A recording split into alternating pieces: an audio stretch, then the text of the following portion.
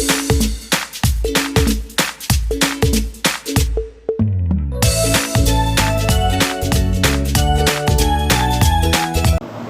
Everyone, welcome to GD classes. उम्मीद है कि आपने इस फोटो में अभी तक तो कुछ पढ़ा नहीं होगा, लेकिन पढ़ाई भी जरूरी है। बाद में अगर आपके जब से स्कूल स्टार्ट होंगे तो बर्डन एकदम से आ जाएगा, तो भाई साथ के साथ पढ़ते रहना। हमने अपना चैप्टर सरफेस केमिस्ट्री स्टार्ट कर दिया था, पार्ट 1 ऑलरेडी अपलोड हो चुका है, डिस्क्रिप्शन में मिल जाएगा आपको।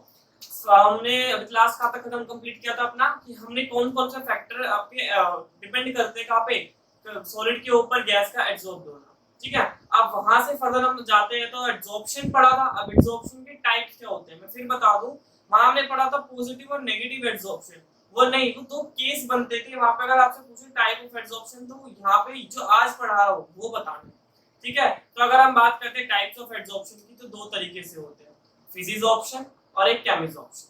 ठीक है, नाम से ही पता चल रहा है, फिजिकल एब्जॉर्प्शन और एक आपका क्या होता है, केमिजॉर्प्शन। फिजिकल एब्जॉर्प्शन का वैन डर वाल एब्जॉर्प्शन भी कह सकते हैं। क्यों कहा जाता है, मैंने आपको एब्जॉर्प्शन जब बताया था कि किस तरीके से होता है, आपका एब्जॉर्बेंट होता है उसके ऊपर आप एब्जॉर्ब्ड एब्जॉर्बेट आता है, एब्जॉर्बेट आके एब्जॉर्ब होता है। अब वो दो तरीके से जुड़ सकता है, या तो सिंपल वैन डर वाल इंटरमॉलिक्यूलर फोर्स ऑफ अट्रैक्शन से जुड़े, या फिर प्रॉपर्ली इसके केमिकल बॉन्ड्स बन जाए, तो वहां पे बात करते हैं। ठीक है, तो मैंने अगर मैं इनको अलग अलग बताऊं, इससे अच्छा मैंने इनको एक ही साथ डिस्टिंग्विश करके पर्टिकुलर टॉपिक वाइज बता देना, तो आपको बेटर से अच्छा समझ में आ जाएगा। बात करते हैं फिजिक्स ऑप्शन की। अगर मैं इसके ऑपरेटिंग सोर्स की बात करूं या ऑपरेटिंग फोर्स की बात करता हूं, ऑपरेटिंग फोर्स का मतलब है कि ये किस फोर्स की वजह से ऑपरेट होता है। तो हमारे यहाँ पे कौन सा फोर्स लगता है, वैन डर वाल इंटरमॉलिक्यूलर फोर्स। ठीक है, यहाँ कौन सा होता है, वैन डर वाल। आप सबको पता है वैन डर वाल कैसा फोर्स होता है, वीक इंटरमॉलिक्यूलर फोर्स होता है। फिजिक्स ऑप्शन, ठीक है, यहाँ से एक चीज और पता चलती है, फिजिक्स ऑप्शन कैसा एब्जॉर्प्शन है, वीक एब्जॉर्प्शन है, वीक। तो वैन डर वाल इंटरमॉलिक्यूलर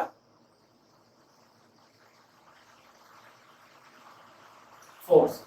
यहाँ पे मैं बात करता हूँ तो यहाँ पर आपके प्रॉपर केमिकल बॉन्ड बनते हैं, या तो आपके आयनिक बॉन्ड्स हो सकते हैं या फिर आपके केमिकल बॉन्ड्स बन सकते हैं, केमिकल बॉन्ड बन सकते हैं या फिर आपके आयनिक बॉन्ड बन सकते हैं। नेक्स्ट अगर मैं बात करूं डिस्टिंग्विश के लिए, स्पेसिफिक इन नेचर, या फिर मैं बात करता हूं फिजिकल चेंज की, कि क्या इनमें फिजिकल चेंजेस आएंगे। फिजिक्स ऑप्शन की बात करूं तो फिजिक्स ऑप्शन फिजिकल मत कर देना कि हाँ यस सॉरी ऐसा का आंसर नहीं।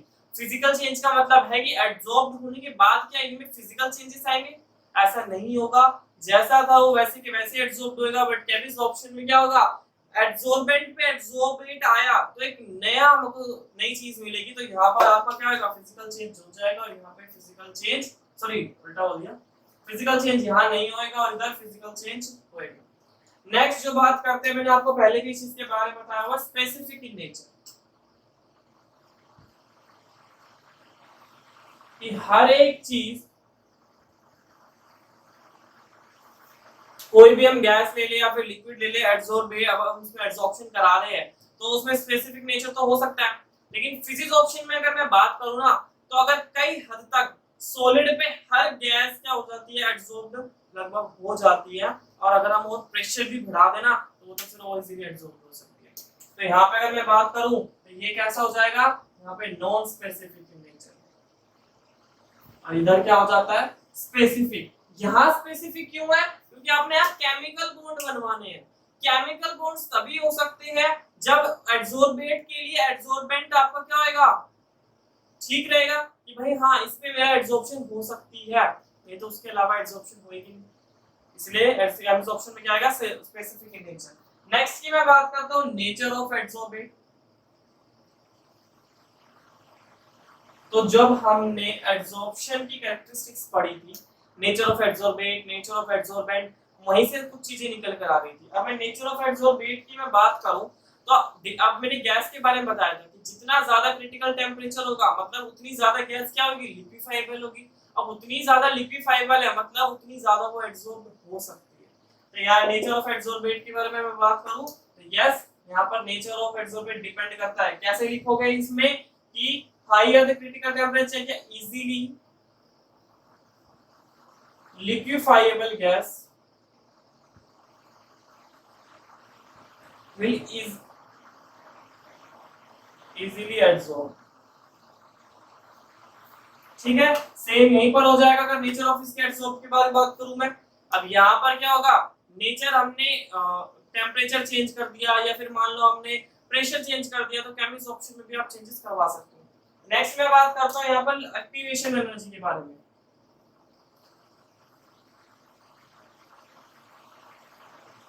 एक्टिवेशन एनर्जी, अभी मैंने बताया फिजिक्स ऑप्शन में आपको कुछ ज्यादा करने की जरूरत ही नहीं होती है, वहां पर हर गैस हर कुछ ना कुछ एक्सटेंड तक वहां पे एब्जॉर्ब हो ही जाती है।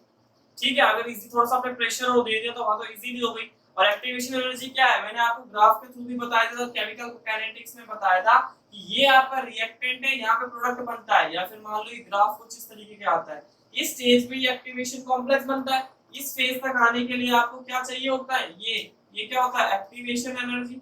अब मैंने बोला फिजिक्स ऑप्शन तो आराम से हो जाता है, तो यहाँ पर क्या होगा, तो मतलब ये इधर बनेगा भाई, तो इसका मतलब यहाँ पे क्या होगी, लो ये वैल्यू होगी, मतलब एक्टिवेशन एनर्जी होगी। ठीक है, अगर मैं इसके बारे में बात करूं, हाई एक्टिवेशन एनर्जी, या फिर आप बोल सकते हो कि मेरे को एक्टिवेशन एनर्जी यहाँ रिक्वायर्ड होती है। ठीक है, नेक्स्ट मैं बात करता हूं मल्टी मॉलिक्यूलर, या फिर मैं लेयर्स के बारे में बात कर रहा हूं, यहाँ पे स्पेसिफिक लिखते हैं लेयर्स के बारे में। तो देखो फिजिक्स ऑप्शन की अगर मैं बात करूं, ये मेरा क्या है, एडसोर्बेंट है, एडसोर्बेंट के ऊपर एक गैस आके एडसॉर्ब हुई, ठीक है, उसके ऊपर उसी के ऊपर कोई और गैस आके एडसॉर्ब हो सकती है। ऐसे क्या होता है फिजिक्स ऑप्शन में मल्टी लेयर एडसॉर्ब हो सकती है, क्योंकि आपने कंप्लीट बॉन्ड्स तो यहाँ बनाने नहीं है, तो यहाँ पर कैसा आंसर आएगा, यहाँ पे आएगा आपका multi layer.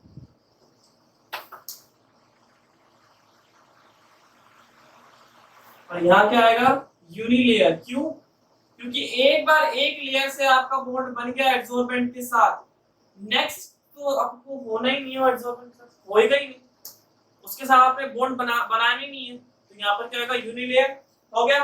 Next seventh point के बारे में अगर मैं बात करता हूँ, एरिया के सरफेस एरिया के बारे में बात करते हैं। सबको पता है सरफेस एरिया अगर आपका अच्छा हो और हाईली पोरस हो और बड़ा सरफेस एरिया, तो एब्जॉर्प्शन क्या होगी, ज्यादा एब्जॉर्प्शन हो जाएगी। तो यहाँ पर इस चीज को याद रखना, ठीक है, ये पॉइंट छोड़ दे दो, सरफेस एरिया अपने आप आपको पता चल जाएगा।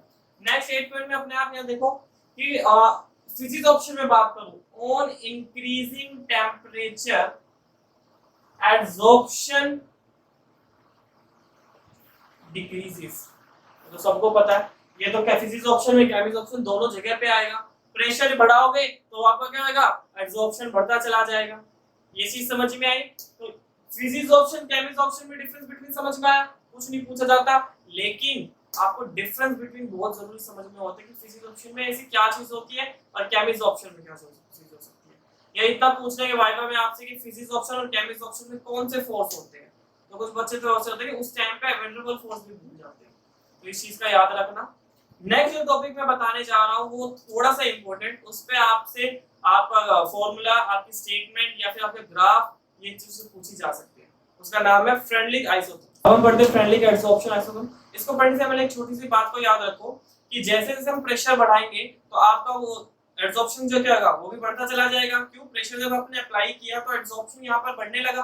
दूसरी चीज, अपने टेम्परेचर को नॉर्मल रखना है या कांस्टेंट टेम्परेचर बोल दो आप, कि एक पर्टिकुलर टेम्परेचर आपने जब रखा उसके आप आज जब प्रेशर बढ़ाओगे तो एडसॉर्प्शन इंक्रीज होगा। लेकिन अगर आपने टेम्परेचर को बढ़ा दिया तो आपका एडसॉर्प्शन किस में बदल जाएगा, डिसऑर्प्शन में बदल जाएगा। ठीक है, तो एक चीज याद रखना कि अमाउंट ऑफ गैस, कि कितनी गैस एब्जॉर्ब्ड हो रही है, डिपेंड्स ऑन, किस चीज पे डिपेंड करती है वो, पहली बात surface area, surface area of absorbent, और दूसरी चीज क्या है, अमाउंट ऑफ गैस किस चीज फॉर्म में लेते हैं, इन पाउडर फॉर्म। जब हम पाउडर फॉर्म में लेते हैं तो sorry, amount of absorbent, gas नहीं आएगा, अमाउंट ऑफ एब्जॉर्बेंट। कैसे, आपको ये तो सरफेस एरिया का बता दिया कि भाई जितना ज्यादा सरफेस एरिया उतना ज्यादा एब्जॉर्प्शन हो जाएगा। अगर मैं एब्जॉर्बेंट को पाउडर के फॉर्म में लेता हूँ तो वहां मैं उसके अमाउंट में बात करूंगा कि अगर मान लो मैंने 2 ग्राम ली, 10 ग्राम ली, 1 किलो लिया, वो डिपेंड करता है कि आपने कितना लिया है, उतनी ज्यादा आपकी क्या हो जाएगी, जो गैस एब्जॉर्ब्ड हो रही है उसकी अमाउंट ज्यादा बढ़ती चली जाएगी। तो ये तो मैंने अमाउंट की बात करी। जब मैं एक्सटेंट की बात करता हूँ, ठीक है, एक्सटेंट क्या होता है, कितने हद तक, और वहां पे फिर एब्जॉर्बेट और एब्जॉर्बेंट दोनों का फैक्टर आता है। कैसे? Extent of absorption, extent of absorption, इसको मैं क्या लिखता हूँ, x बाई में m। अब ये x क्या है, अमाउंट ऑफ गैस एब्जॉर्ब्ड, इतनी गैस एब्जॉर्ब हुई है, और क्या है ये, अमाउंट ऑफ एब्जॉर्बेंट। समझ में आया कि मैंने पर्टिकुलर एरिया या फिर पर्टिकुलर अमाउंट एब्जॉर्बेंट के ऊपर कितनी ज्यादा, कितनी एक्स अमाउंट गैस एब्जॉर्ब हुई है। अब यही चीज को बताने के लिए कौन सा आइसोथर्म यूज करते हैं हम, फ्रेंडलिक एब्जॉर्प्शन आइसोथर्म के बारे में बात करते हैं। ठीक है, तो अगर मैं फ्रेंडलिक एब्जॉर्प्शन आइसोथर्म के बारे में मैं बात करता हूं तो उसको आप कैसे डिफाइन, ग्राफ बिटवीन, यहां मैं x बाय m डायरेक्ट लिखते हुए लिख देता हूं, एक्सटेंट ऑफ एब्जॉर्प्शन।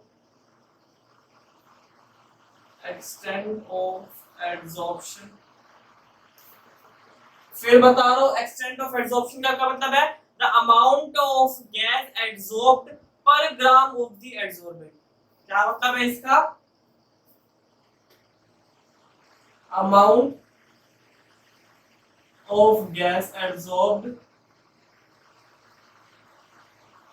पर ग्राम ऑफ द एब्जॉर्बेंट, ये होता है extent of absorption.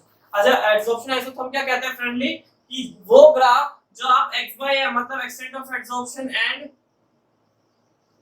Equilibrium pressure के बारे में बात करो। अभी इक्विलिब्रियम प्रेशर क्या है मैं आपको पहले ही बता चुका हूं इक्विलिब्रियम प्रेशर के बारे में। अच्छा, जो जो चीज इन्होंने बोली हमने वही कर दिया। यहाँ आ गया आपका x बाई m, यहाँ पर क्या आ गया आपका प्रेशर। अब ध्यान से सुनना, जैसे जैसे आप प्रेशर बढ़ाओगे, जैसे जैसे आप प्रेशर बढ़ाओगे वैसे वैसे क्या हो रही है, एब्जॉर्प्शन बढ़ती जा रही है। बट आपको भी पता है एक चीज की लिमिट होती है, ये बढ़ती गई बढ़ती गई बढ़ती गई, यहाँ आके अब ये स्ट्रेट जाएगी। स्ट्रेट कहने का मतलब क्या है कि एक पर्टिकुलर टाइम तक ही तो वो एब्जॉर्ब होती है। ठीक है, मान लो मैं प्रेशर दिए जा रहा हूँ एब्जॉर्ब, अब कितना ही प्रेशर दिया जाओ जितनी एब्जॉर्ब होनी है उसको उतनी तो होगी। तो यहाँ पर ये क्या आ जाता है, सैचुरेशन पॉइंट बोल दो इसको, या सैचुरेशन प्रेशर, इसको आप किससे डिनोट करते हो, पीएस से। ठीक है, क्या होता है, पीएस होता है। आपने पढ़ा भी कि extent of gas absorb is directly proportional to pressure. मैंने यहाँ से ये बता दिया, यहाँ से आप ये बता सकते हो, बात एक ही है। बेसिक आपको कॉन्सेप्ट पढ़ाने का मतलब है P। अब आपने एक सागो हटाओगे तो क्या आ जाएगा, K P। मैं बात करता हूँ एट हाई प्रेशर, मैं इस पॉइंट के बाद बात करता हूँ, एक हाई प्रेशर ले लेता हूँ। कहने का क्या मतलब है, एक हाई, जितना हाई प्रेशर बढ़ाओगे एक हद तक आपका जो आएगा एक्सटेंट वो कांस्टेंट चला जाएगा, कोई मतलब ही नहीं है। तो मतलब वहां p की पावर क्या हो जाएगी, 0 हो जाएगी। x by m is equal to k p की पावर 0। क्यों, किसी की पावर 0 1 तो क्या आया, x बाय m की वैल्यू कांस्टेंट। यही कहने का मतलब था, at high pressure extent of gas absorbed is equal to constant. फिर वो कांस्टेंट ही रहेगा, जितनी एब्जॉर्ब होनी थी हद तक वो वही एब्जॉर्ब होगी। एट इंटरमीडिएट बोलिए, बीच में कभी भी बोलिए, स्टार्टिंग में बोलो इंटरमीडिएट।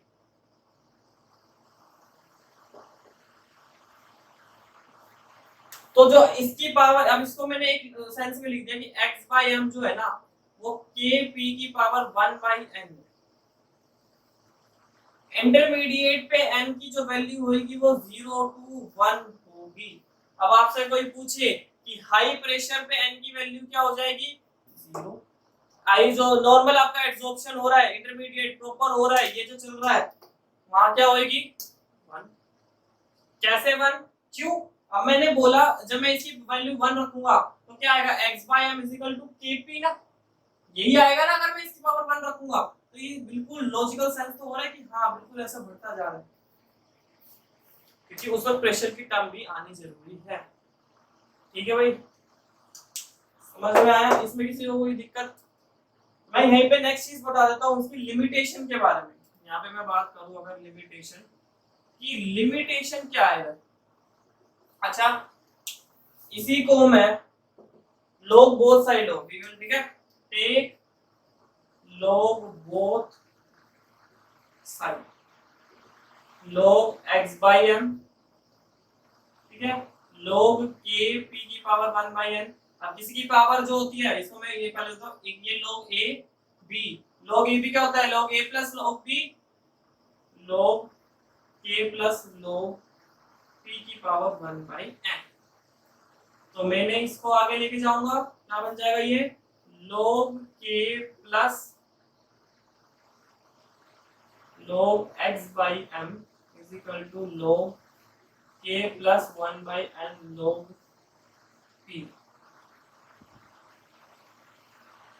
यहां से अब आपको क्या निकल कर आ रहा है, आपको कुछ बता दोगे, y is equal to mx plus m की वैल्यू क्या आ गई, स्लोप की वैल्यू 1/n आ गई। लिमिटेशन की मैं बात कर रहा था यहाँ पे कि एक ही लिमिटेशन है जब आप लीनियर ग्राफ बनाते हो, इसका जब आप लीनियर ग्राफ बनाओगे ना तो कैसा बनेगा, इस वाली स्टेटमेंट का बता रहा हूं।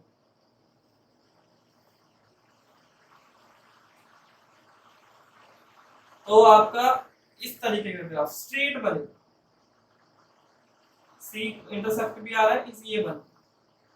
अब क्या होता है जब ये आप अपने एक एक्सपेरिमेंटल डाटा लिया है या फिर आप उसको मार्क करने लगोगे ना तो कुछ डेविएशंस आएंगे, डेविएशंस या फिर ऊपर नीचे पॉइंट्स आएंगे। उसका मतलब क्या होता है, स्ट्रेट लाइन नहीं आ पाती। उसका मतलब क्या होता है कि वो रीडिंग्स आपकी हाई प्रेशर पे ली गई है या उस वक्त हाई प्रेशर था और हाई प्रेशर पे डेविएट हो जाती है। तो अगर आपसे पूछे what is the limitation of the friendly absorption isotherm, तो आपको बोलना है कि eight high pressure the graph deviates from its straight path. ठीक है, स्ट्रेट पाथ से क्या हो जाता है, डेविएट हो जाता है। अब क्योंकि इस लाइन से तो क्या आना चाहिए, बिल्कुल स्ट्रेट आना चाहिए। इस स्टेटमेंट से, इस लाइन से, इस फॉर्मूले से स्ट्रेट आनी चाहिए, लेकिन एट हाई प्रेशर क्या हो जाती है कि डेविएट चली जाती है वहां पे। ये इसका लिमिटेशन होता है। अब ये मैं बात करूंगा तो ये मैंने गैस के बारे में बात की। किसके बारे में बात की, गैस। कि आपने सॉलिड सरफेस में गैस को एब्जॉर्ब किया, तो याद रखना आपको बोला भी क्या गया है, फ्रेंडली का एब्जॉर्प्शन आइसोथर्म गैस वाले में या फिर सॉल्यूशन फेज के बारे में। क्योंकि जब सॉल्यूशन के बारे में बात करूंगा तो अलग हो जाएगा। मैं यहाँ पे यहीं पे कर देता हूँ,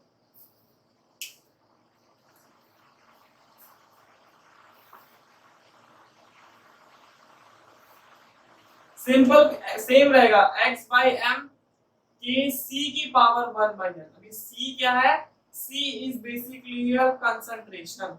कहने का मतलब है आप है ना 4 जार लो, 4 जार लो, आपने हर जार में सेम अमाउंट ऑफ चारकोल डाल देना है, उसमें भी एक पर्टिकुलर अमाउंट या कंसंट्रेशन का चारकोल डाल दो। अब आपने एस्कॉर्बिक एसिड लेना है, एसिटिक एसिड ले लो, कुछ भी ले लो आपने जिसका एब्जॉर्प्शन करवाना है, उनका डिफरेंट डिफरेंट कंसंट्रेशन कर लो। मान लो मैंने फर्स्ट में आपका 1 मोलर का ले लिया, दूसरे में 0.5 मोलर का ले लिया, अलग अलग कंसंट्रेशन का ले लिया। आप कुछ देर बाद देखोगे सारे जार की ना अलग अलग कंसंट्रेशन पाएगी, जितनी स्टार्टिंग में थी उससे डिफरेंट, क्यों, थोड़ी एब्जॉर्ब हो चुकी, और जो वो मिलेगी ना वो आपको इक्विलिब्रियम पॉइंट में मिलेगी, इक्विलिब्रियम पॉइंट पे मिलेगी। इसीलिए हम यहाँ पर प्रेशर ना लेके किस चीज लेंगे, सी की बात करेंगे। अब जब आपका कंसंट्रेशन आ गया फिर वही फैक्टर्स आ जाते हैं कि नेचर ऑफ एडसॉर्बेट कैसा होएगा, आपकी कंसंट्रेशन क्या होगी, प्रेशर डिफाइन होगा ना, ये सब। तो इस चीज को याद रखना, जिस तरीके से प्रेशर का लॉजिक था वहां, इसी तरीके से यहाँ कंसंट्रेशन। नेक्स्ट हम बात करते हैं आइसोबार के लिए।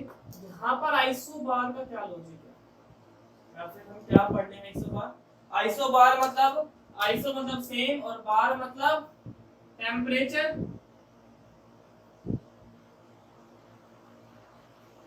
सेम प्रेशर, ठीक है। तो जब आपने दो ग्राफ पढ़ने, एक फिजिक्स ऑप्शन के लिए, केमिस्ट्री ऑप्शन के लिए, जब आपने दोनों जगह टेम्परेचर को कांस्टेंट रखा हुआ है, एक्स एक्सिस वाई एक्सिस को क्या रखोगे, या फिर ये ग्राफ वो बताता है कि एक मैंने जब प्रेशर को कांस्टेंट रखा तो और टेम्परेचर को चेंज करा तो कितनी अमाउंट तक या एक्सटेंट ऑफ एब्जॉर्प्शन में क्या चेंजेस आता है।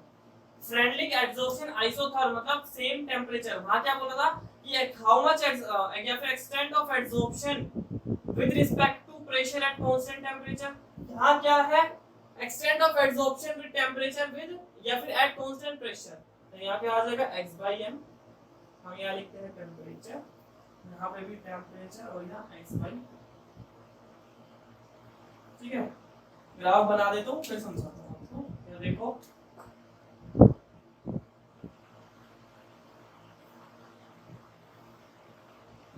अब थोड़ा लगा होगा ये क्या हुआ। फिजिक्स ऑप्शन में मैंने बताया था कि मान लो मैं ये फिजिक्स एब्जॉर्प्शन हो गया, जब आपने टेम्परेचर बढ़ाया तो एब्जॉर्प्शन डिक्रीज होती रही, ये नॉर्मल सा है, ये अभी तक पढ़ा। तो मान लो स्टार्टिंग में एब्जॉर्प्शन इतनी एक्सटेंट तक थी, जैसे जैसे आप टेम्परेचर बढ़ाओगे डिक्रीज होती चली जाएगी, ऑलमोस्ट फिर जब पूरी हट गई तो वहां पे तो कितना ही टेम्परेचर बढ़ाया जाओ उसमें कोई मतलब ही नहीं है, ठीक है। दूसरा देखो केमिस्ट ऑप्शन में क्या होता है कि जब आप स्टार्टिंग में टेम्परेचर देते हो तो एड्सॉर्बेंट और एड्सॉर्ब्ड के बीच में कई हद तक बॉन्डिंग बनती है, क्योंकि आप टेम्परेचर देते हो उनके पोर्स खुलते हैं या फिर कुछ बॉन्ड्स टूटते हैं, जिससे वो बॉन्ड्स टूटने की वजह से एड्सॉर्बेट के वजह से बॉन्ड बनते हैं। यहाँ पे आप टेम्परेचर इंक्रीज करने पे बन गया, ये हो गया एड्सॉर्प्शन।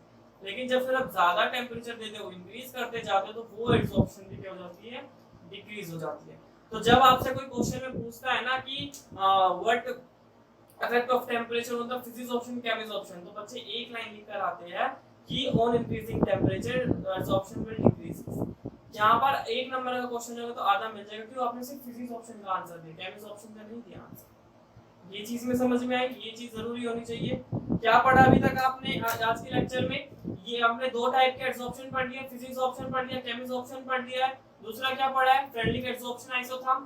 क्वेश्चन क्या पूछा जा सकता है, ग्राफ पूछा जा सकता है, स्टेटमेंट पूछी जा सकती है। जब भी स्टेटमेंट लिखो और फॉर्मूला लिखो तो उस फॉर्मूले में कौन कौन सी चीजें यूज की है, x/m क्या है, x क्या है, m क्या है, p क्या है, 1/n क्या है। हाई प्रेशर पे 1/n की वैल्यू क्या होगी, 0, और जब नॉर्मल प्रेशर एब्जॉर्प्शन पूरा होएगा, ठीक है, तो उसमें क्या करोगे आप, 1/n की वैल्यू 1 हो जाएगी।